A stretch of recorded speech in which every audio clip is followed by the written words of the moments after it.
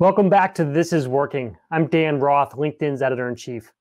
On this show, we talk to leaders who have had a significant impact on society and the way we live now.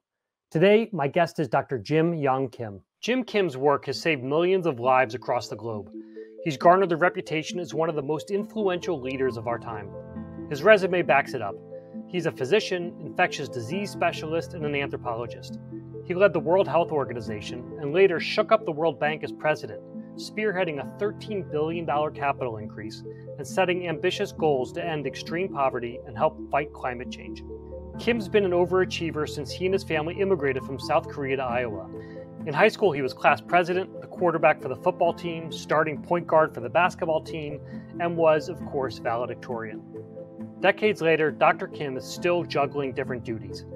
He left the World Bank in 2019 and joined Global Infrastructure Partners, a private equity firm investing in developing countries. But when the pandemic hit, cities like Boston and Newark leaned on him for help. Now he wants to figure out how to best get everyone vaccinated. And with that, let's bring on Dr. Kim. Hey, Jim, thanks for joining us. It's great to see you. And just before we went on, one of your team reminded me that the very first interview was with me in a studio that still hadn't been built. So it's so wonderful to be back with you. Yeah, it is great. We would not be doing this without what you showed us from the very start of how to do these videos. So it is great to have you back. Very different world we are in now than when we first started talking. And I would love to kick this off with just your history. You wrote in April, you wrote an article in the New Yorker, and you mentioned that you've been fighting pandemics your entire adult life. I would love to understand how this one is different, if at all. Well, Dan, in many ways, I've been trying in so many different publications in my work to warn the world that this kind of pandemic could happen. I think the count is at least 3 or 4 different specific publications where we came out and said, hey guys, we've got to wake up because a pandemic that can really take over the entire world is possible. The last one we did was when Antonio Guterres, Secretary General of the United Nations, and I commissioned a study to look at where we were in terms of risk for this happening. And of course, what we determined was that we're at great risk. But in that particular publication, A World at Risk, what we said was, the developed countries are in pretty good shape. It's the developing countries we need to be most worried about. But now we've seen that even the most developed country was at far greater risk than we ever could have imagined. So, I've worked on tuberculosis, HIV, cholera, Ebola, and now this is the 5th pandemic. And I had this specific conversation with Tony Fauci that this is the 5th one that Tony and I have worked together on. And so I wish we didn't have that kind of record, but unfortunately, here we are. Well, I want to spend some time talking about the vaccines, but even before we get there, when you say that that you felt like the developed world was in pretty good shape, what do you think you missed? What is it that is causing the developed world to keep seeing these spikes and not be able to get this under control? Now, there are certain countries that obviously are, but there are many, and the United States is at the far end of the spectrum, that just have not been able to get this under control. So you look back now, what signs did you not pick up on, or what did you miss? Well, Dan, as a devoted member of the LinkedIn community, I should have seen this because, what do we talk about in LinkedIn all the time? It's leadership. I just didn't realize how much individual leadership would impact the way that we can fight a virus, right? So, for example, in all of the pandemics that I had worked on previously, the role of the United States Centers for Disease Control in everything that we did, even at the World Health Organization, was so dependent on having support from the U.S. CDC. This time, the U.S. CDC was really sidelined in ways that I think are tragic because there are fantastic people there. One of the best parts of this transition is going to be to get the CDC back in the game, not only for the United States, but for the entire world. And so I think what we didn't see was just the extent to which an individual leader, the leaders of CDC, leaders of all these other institutions, if they failed to see this and fail to move quickly enough, that we would have absolutely disastrous consequences. And so if you look at, what are the 4 countries, for example, that have the highest death rate? Well, one of them, India, you can understand why, because it's a country that still has many, many people living in extreme poverty. But the other 3 are the United States, Mexico, and Brazil. 3 countries in which the leaders themselves have been denialists about the importance of COVID. I want to just remind everyone you're joining. This is Working with Dr. Jim Young Kim. We have members joining us from around the globe also. So we're talking about how the pandemic has impacted many countries, not just the U.S., and what this vaccine will mean for each of these countries. We have Tim from Chicago, Phil from St. Louis, Charles from Washington, Samporn from San Francisco, Atef from Egypt. So thank you all for joining. Jim, would you talk about we've seen 3 vaccine breakthroughs in the last few weeks. Can you walk us through those, how they look from your eyes, how we should be thinking about them? And I think a lot of us are starting to see the light at the end of the tunnel, but I'm not sure whether we should be talking about that right now. Well, so Dan, this is an incredible development, and incredible in a lot of different ways. And having said that, in terms of the public health response, the leadership in this country was not what I would have hoped for. We also have to say that the massive investment in vaccine development was a very positive thing. So if you look at the 3 vaccines, 2 of them are with a completely different technology, a technology that we've never used to make vaccines before, where literally the messenger RNA is injected into the system, and it turns the cells into factories for the so-called spike protein on the coronavirus. And the results are very, very encouraging. 95+% effective, meaning that it stops infection. If you look at, if you compare the 2 groups, the one that got the vaccine and the one that got the placebo, 95% of the cases are in the group with that got the placebo. This is really, really encouraging. The downside of it is that, one, the Pfizer vaccine requires it to be kept in temperatures of -70 degrees Celsius. The Moderna is a little bit better, but still requires something like -20 degrees. It can survive in a refrigerator for a longer period of time than Pfizer, but still makes it difficult, for example, in developing countries. Now, the one that's coming out of AstraZeneca and Oxford is even more encouraging in the sense that you can store it between 2 to 8 degrees Celsius. So in other words, in a refrigerator. And so this could be used in developing countries. But the one thing that I want to remind everybody of, and the World Health Organization said this just, I think, 3 days ago, it's so important that they said having the vaccine is like building the base camp on Mount Everest. You still have to climb Mount Everest. And they speak from great experience. I mean, the only disease we've ever eradicated, which is smallpox, took just a tremendous effort. Polio, another disease that we're trying to eradicate, we're still not quite finished.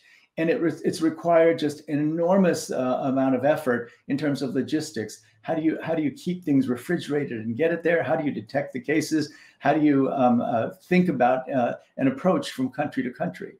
So there's still a huge hill to climb.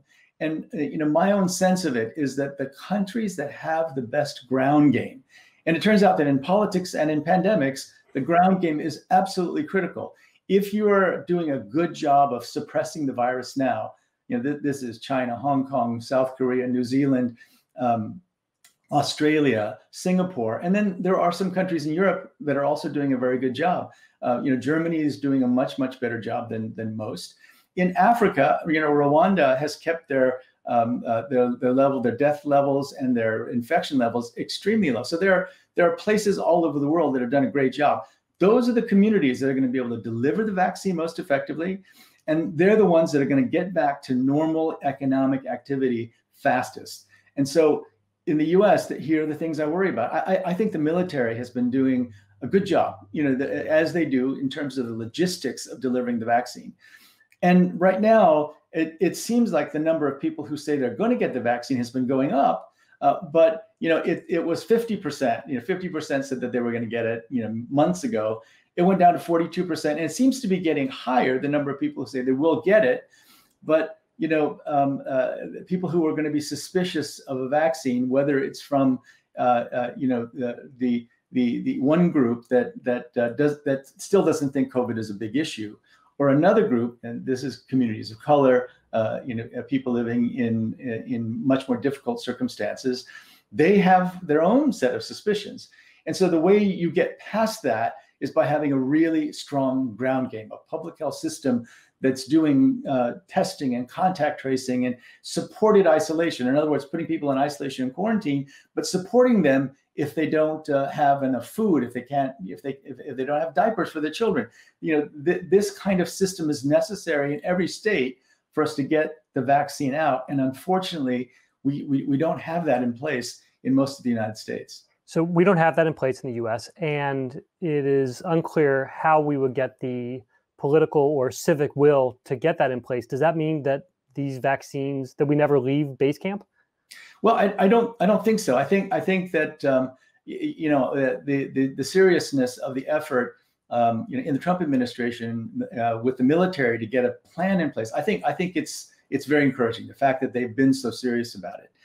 So now the next steps are going to be to get it out there, not just in the fanciest health centers that can keep something at minus 70 degrees Celsius, but out there in all the communities that might benefit. And so we need to get a 90% effective vaccine needs about 70% or so or more of the people who've gotten the vaccine to actually reach what we are calling herd immunity, where there are enough people who are immune in a population so that it's very difficult for the virus to spread. So we need a high percentage of people to get vaccinated.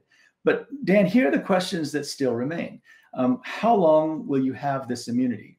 Now, there are people who have seen their level of antibody to COVID drop, even after they've had the disease, after they've been sick from it. And so if these people are losing their antibody levels, having been exposed to the entire virus, what will happen if you're just exposed to the spike protein? Now, it could be that it's more powerful. It could be that it's longer lasting. It could be all those things. And it would be great if that were the case. But we still don't know. We don't, and what happens when you study something for just 10 months, which is about where we are, is that you just don't have all the answers. How's it going to work in elderly people? How's it going to work in nursing homes? How long will the protection last? We still don't know these things. But overall, I have to say, it's been amazing. And now that we've got this mRNA technology, the question is, my goodness, what other things we use this for, especially for diseases that affect mostly developing countries. It's very exciting. If I'm not mistaken, the vaccines don't actually stop the spread, or we don't know yet whether these vaccines will stop the spread. They stop you from getting horribly sick and potentially dying from this, but it could still continue to spread even after you get the vaccine. Is that right? Well, I think what they're measuring right now is, among their cohort is ranging up to 45, 50,000 and some more.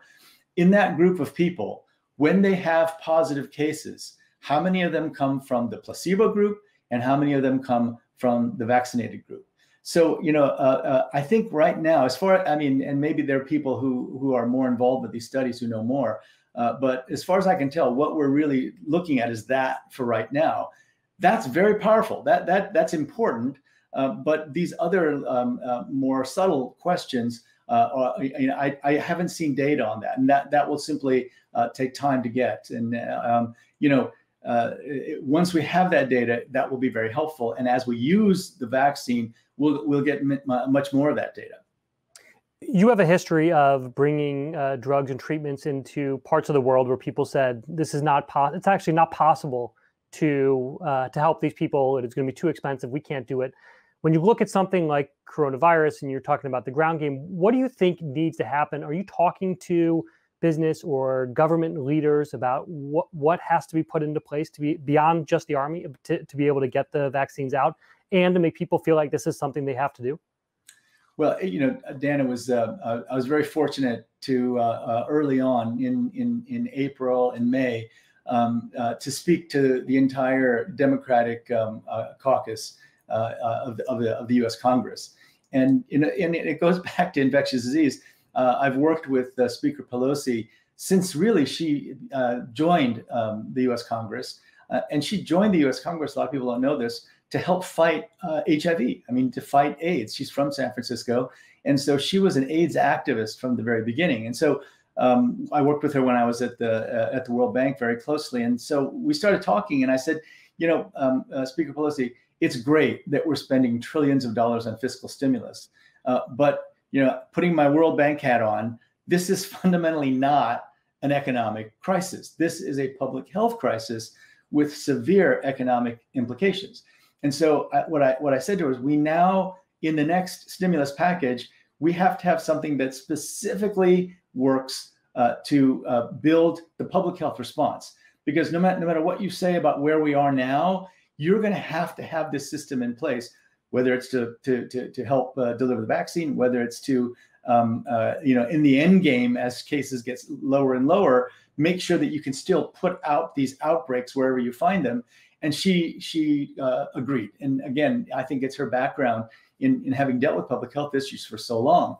So as part of the second stimulus package, there was $75 billion for something called TTSI, testing, tracing, and supported isolation. This was incredibly important. $75 billion is not enough. There should be more, but it was an incredibly important first step.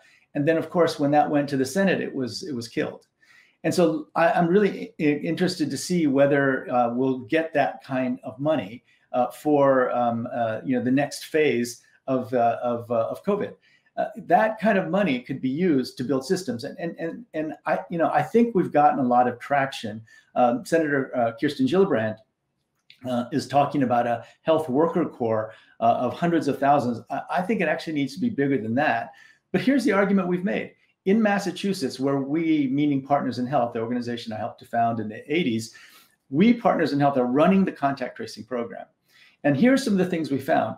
20% of all the people we contact need food assistance, right? So, this is not just a program to trace your contacts in order to get information to stop the virus. It's also a program to make sure that if you're sick yourself or if you've been exposed, that you can isolate or quarantine, and that we will support you with food, diapers, whatever you need, that we will do that for you.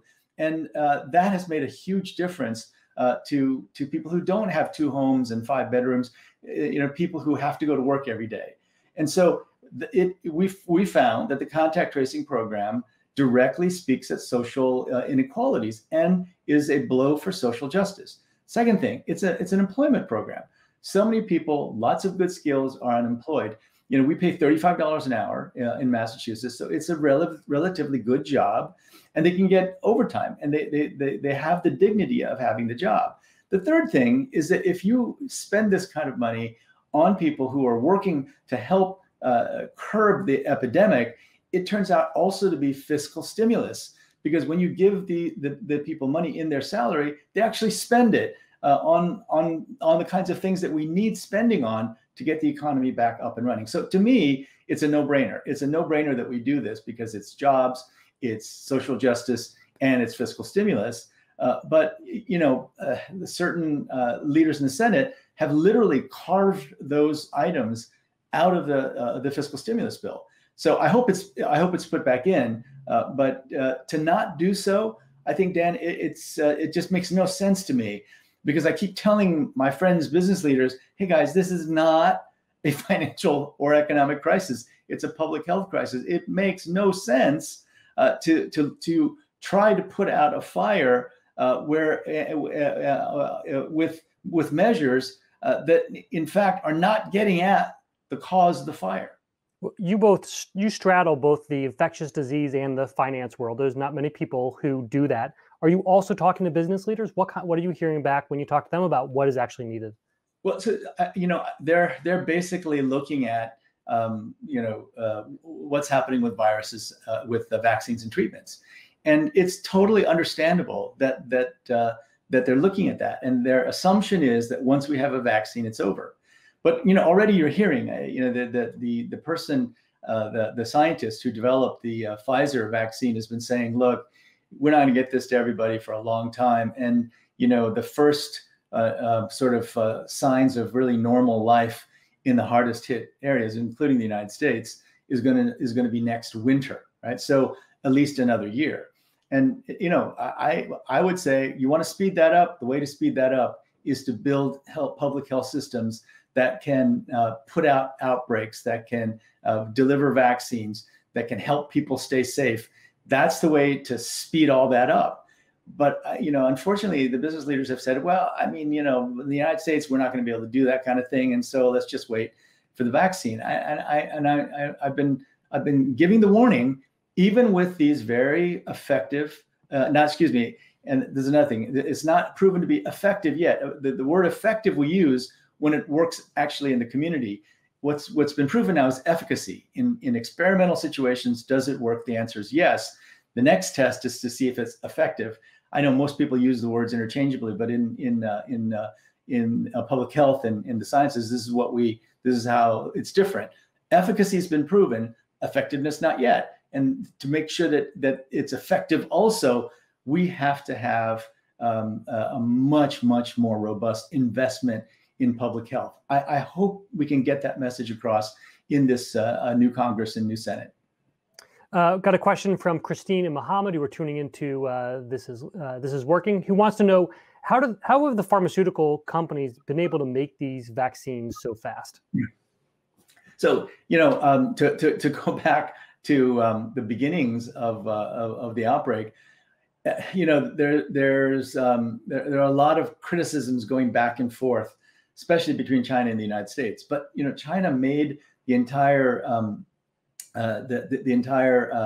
genetic footprint, the genetic specifics of this virus available, 2-3 weeks after they said this is spreading from person to person. So this was available very early. That was important.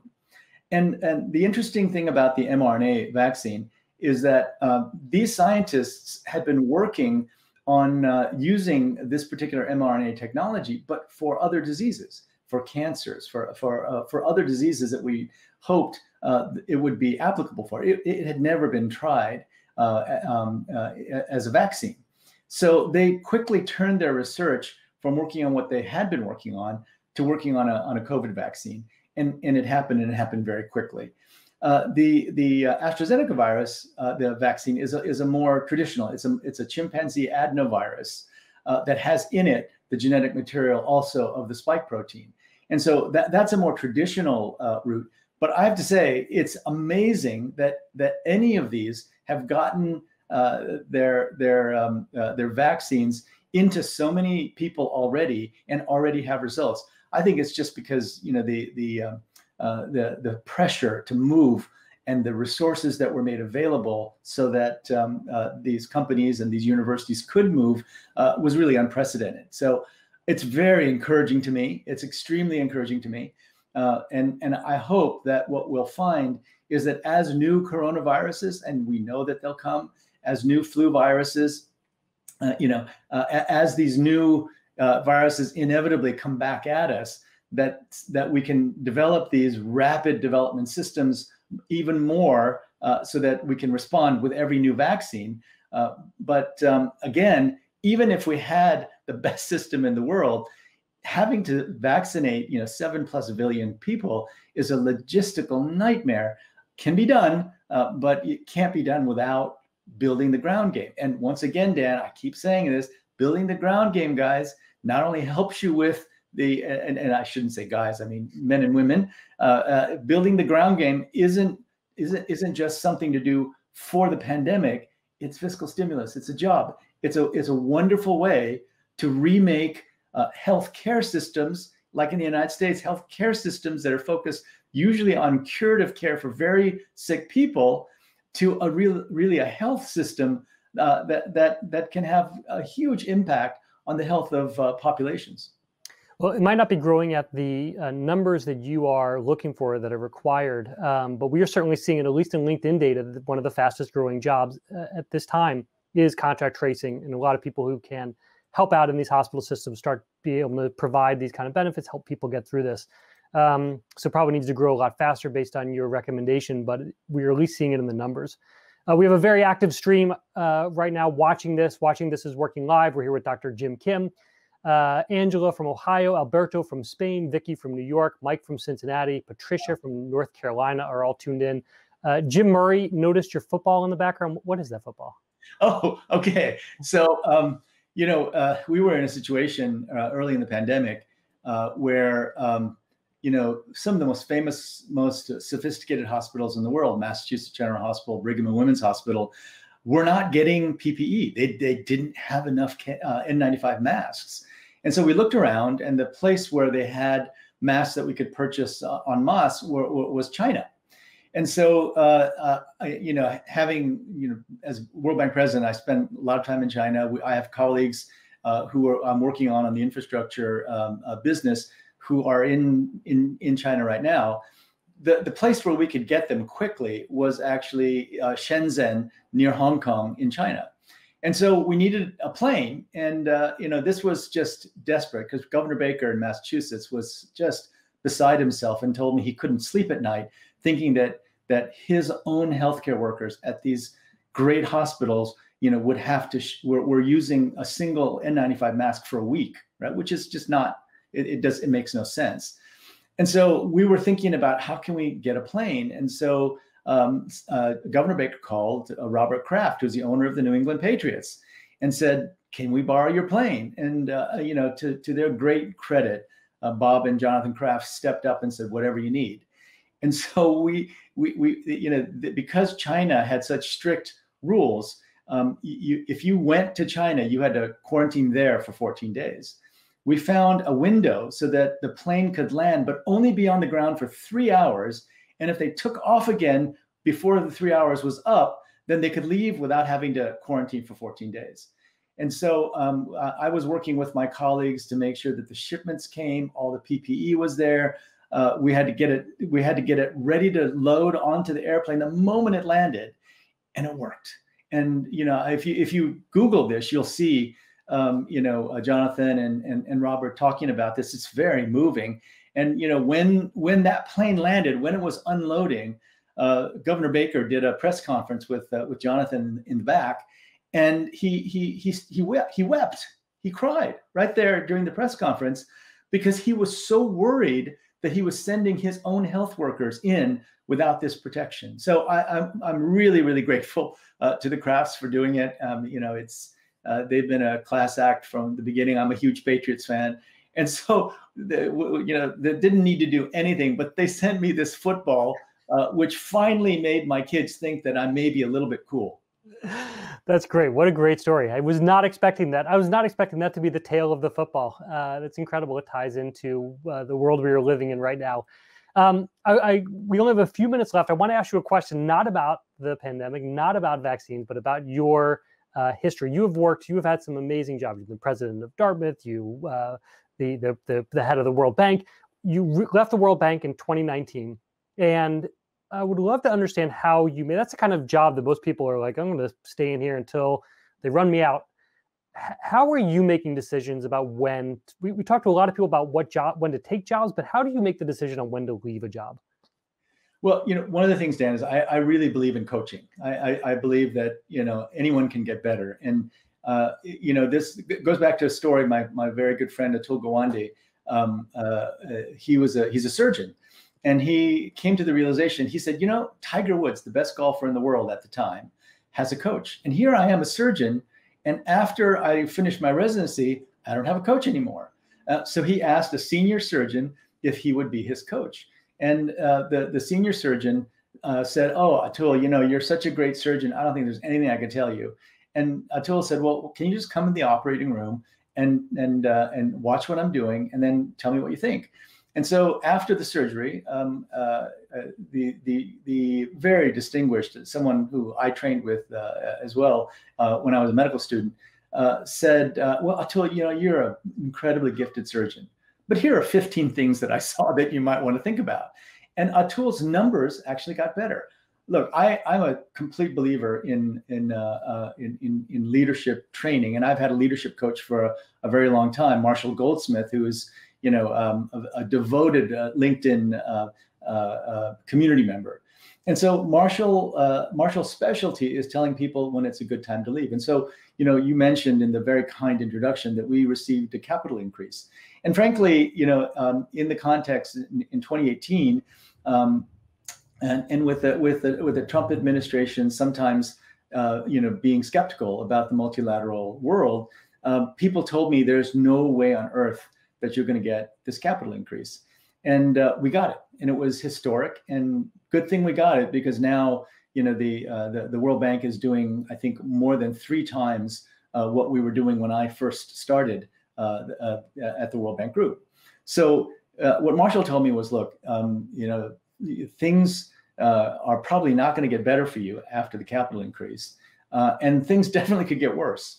And so if you're ready to do something else, now's the time to do it. And what Marshall says is that this always elicits a reaction from leaders. Well, but my board loves me. They tell me that they can't do without me. There's so many projects that I want to finish. And so Marshall says, okay, so look, as much as everyone loves you, once you announce you're leaving, I give you 2 weeks and they'll hardly remember who you are, because these institutions persist. These institutions continue to grow and develop. And so it was right at that moment that I had a conversation with the founder of the company I work with now, Global Infrastructure Partners. And, Bayo Ogunlesi is his name. He's originally from Nigeria. And he's been one of the most successful infrastructure investors. And it was just, I